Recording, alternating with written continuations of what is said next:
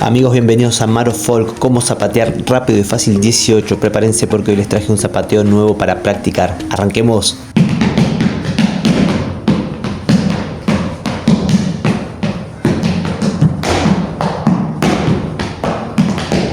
Bueno, comencemos. Arrancamos con un repique y luego salimos con el pie izquierdo. Punta, punta, punta, apoyo, planta y lo hago con pie derecho. Punta, punta atrás y punta al costado nuevamente. Ahora apoyo y salgo. Taco, taco y hago un saltito con pie derecho. Apoyo la media planta del pie izquierdo y el pie derecho lo voy a cruzar por atrás. Fíjense, el pie izquierdo pivotea llevando el taco hacia adelante. Vamos de vuelta.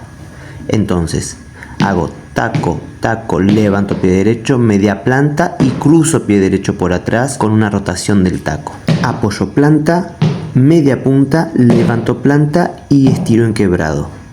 Lo hacemos de vuelta, quede tranquilo. Salgo con pie izquierdo, taco, mira, taco, taco, planta, apoyo y cruzo por atrás. Ahora apoyo planta de pie izquierdo, derecho, levanto izquierdo y quebrado.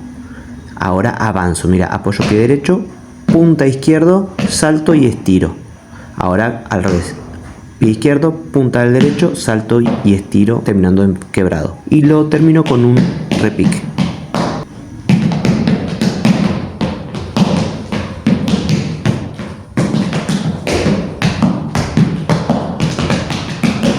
Nos vemos en el próximo video. Practica, no te olvides de suscribirte al canal. Esto es Maro Folk. Chau, chau.